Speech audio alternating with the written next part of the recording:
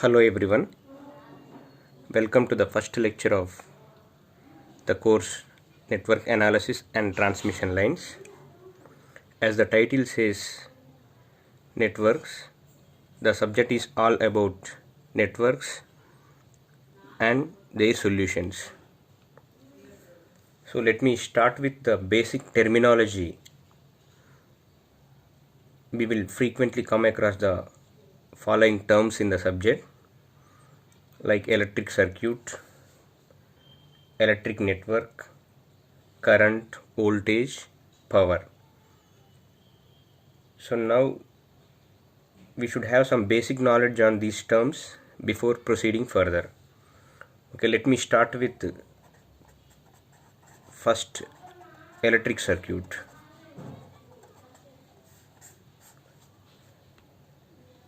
What is an electric circuit? An electric circuit contains a closed path for providing a flow of electrons from a voltage source or current source. So the elements present in an electric circuit will be in series connection or parallel connection or any combination of series and parallel connection. Okay, let me take one example here. Simple electric circuit consists of three parts. Like one is energy source. Energy source here I am assuming as a battery, and the next one is something load that I am assuming as a lamp or motor. Next is simple connecting wires.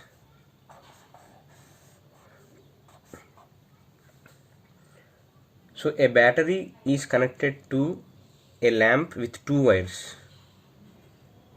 So the purpose of the circuit is to transfer energy from battery or source to the lamp, and this is accomplished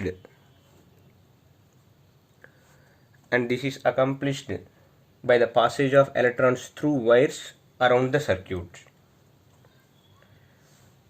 Okay, next see the what is electric network and what is the difference between network and circuit.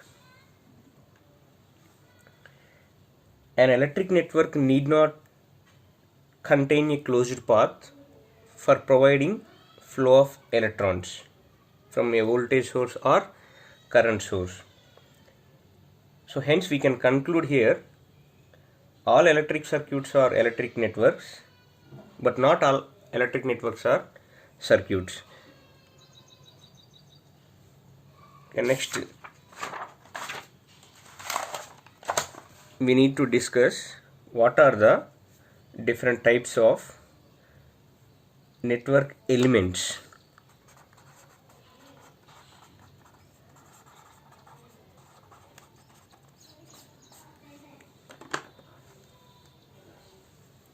So the electric network elements broadly can be classified into 5 different categories,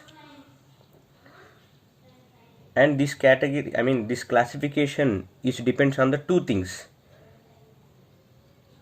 The first category is based on the properties of the circuit elements which are connected in the network, and second one is the response of the network for different excitation. We can now see what are the different types of network elements. First one is active and passive. Second one is unilateral and bilateral. And third one is lumped and distributed. So these three comes under the first category, where the elements can be categorized based on their electrical properties. and next two remaining things are based on the response of the network for the different excitation. So based on that we can classify these elements are linear and non-linear, and other one is time variant and time invariant. So these two types of elements will be based on the excitation of the network. So now let's see one by one. First one is active and passive types of network elements.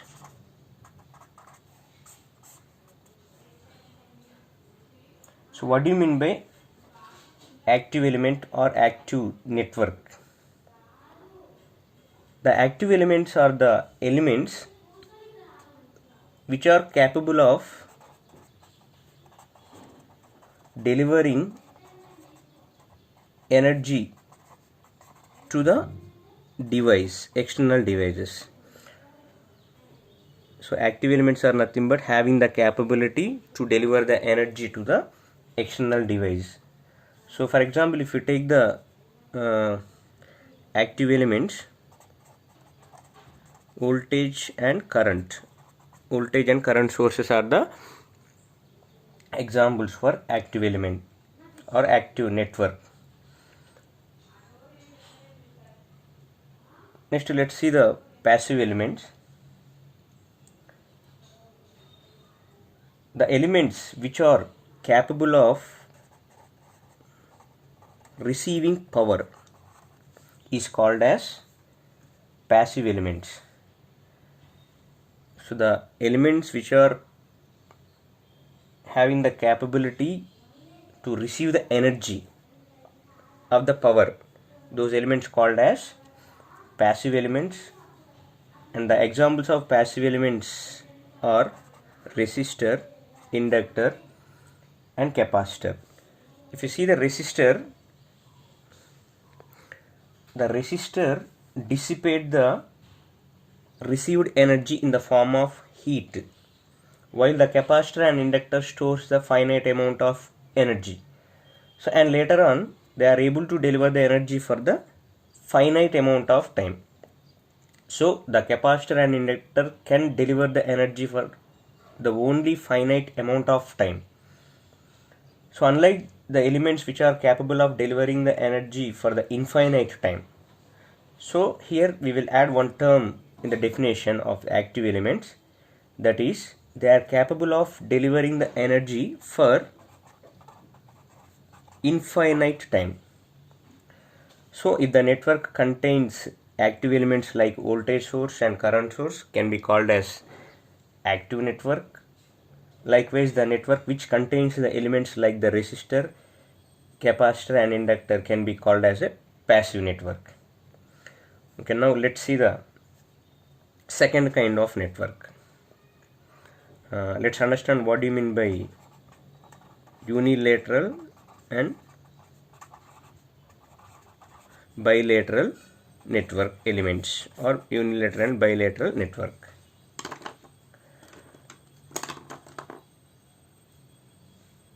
Let's first understand what is unilateral. So the element which allows current flow only in one direction, such element is called as a unilateral element. So the example of this element is PN junction diode, which allows current in only in one direction. When you connect this diode in the forward bias, which acts as a short circuit, which allows the flow of current. Same diode if you connect in the reverse bias, for forward bias it acts as a short circuit, for reverse bias it acts as an open circuit, which does not allow flow of current, means which restricts the flow of current in another direction. So that's why this type of element we can call as a unilateral element. So the bilateral element is nothing but current can flow in both directions. For example, if you take resistor or capacitor and inductor, the current can flow in both directions. So this R and LC elements comes under bilateral network elements. PN junction diodes, transistor can comes under unilateral network elements. So if the network contain these resistors, capacitors, inductors, that type of network we can call as a bilateral network. If at all the network is having like PN junction diodes and transistor, that network we can call as a unilateral network. Okay, now let's see the another category, lumped and distributed.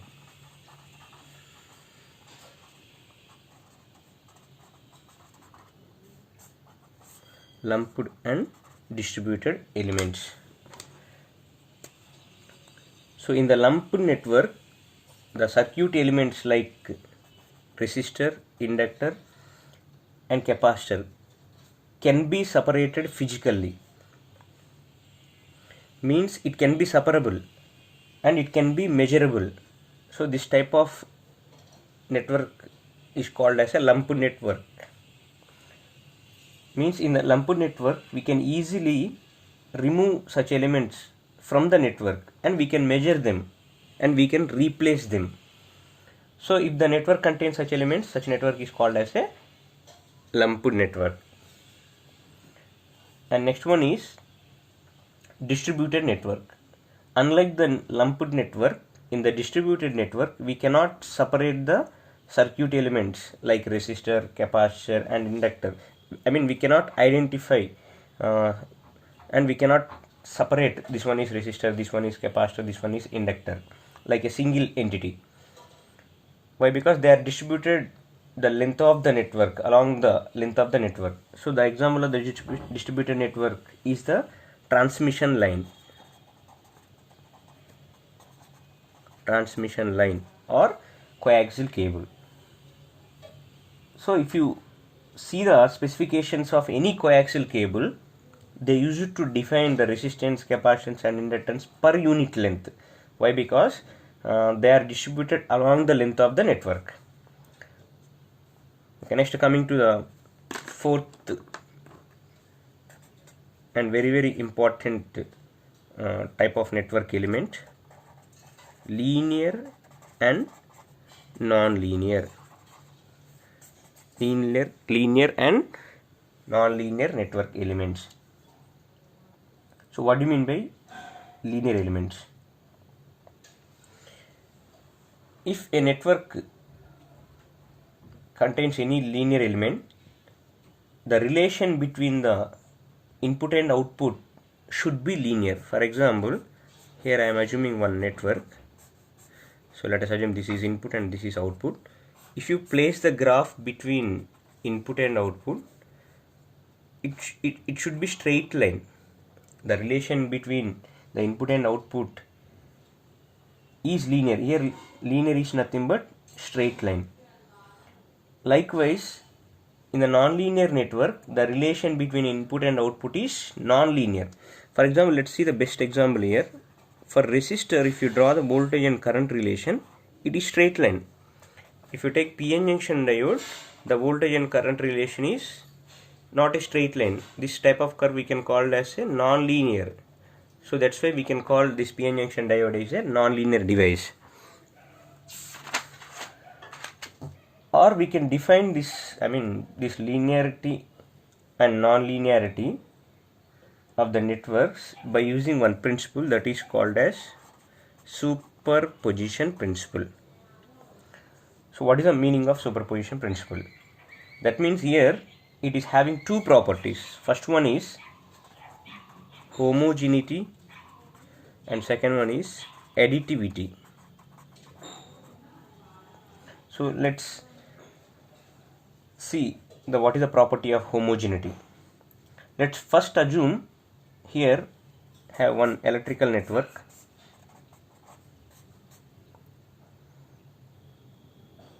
We are applying 10 volts as the input and let us assume the output is 2 volts.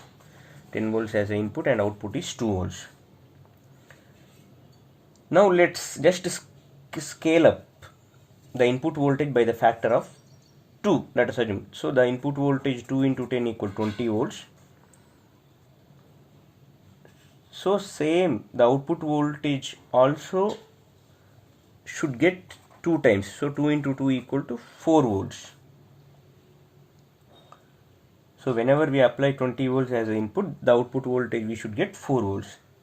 That means the response should also get scaled by the same factor by the 2. That type of property we can call it as a homogeneity.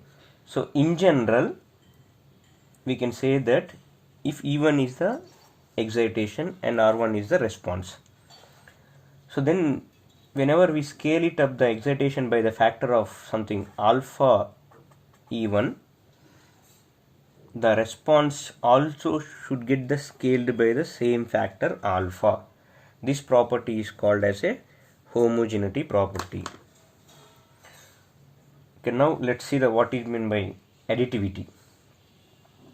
Let's assume we have one network. If the network is having 10 volts as a input voltage and the response we are getting for this is 4 volts, let us assume.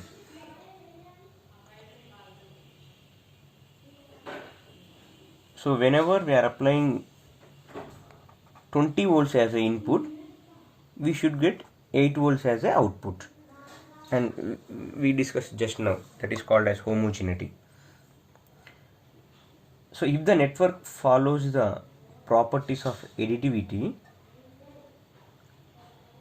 then the output response should be sum of the two individual responses. Okay, let us assume here,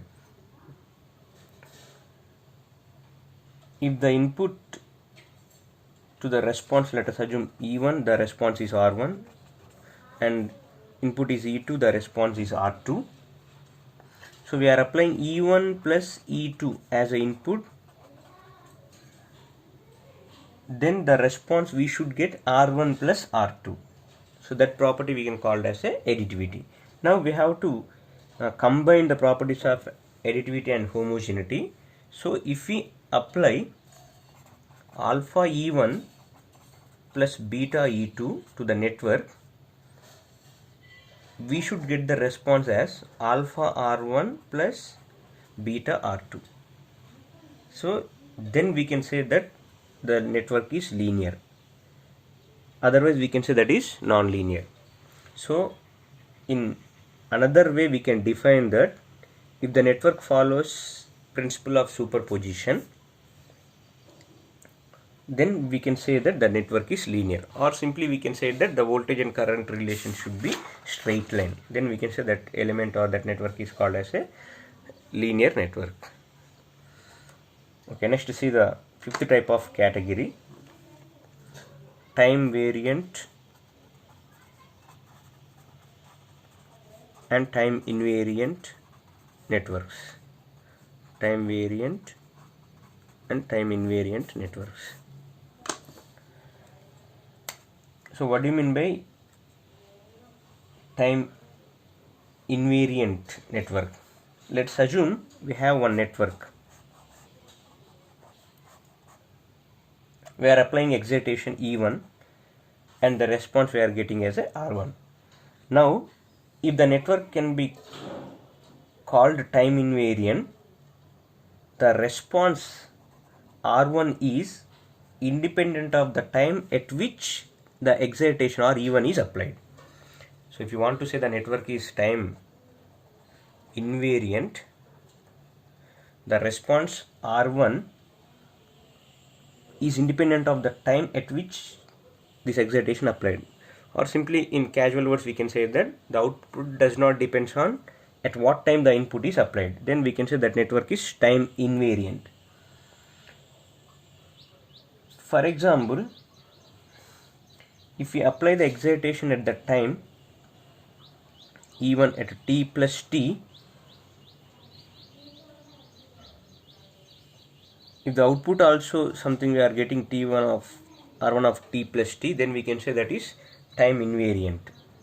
Otherwise we can say that is time variant.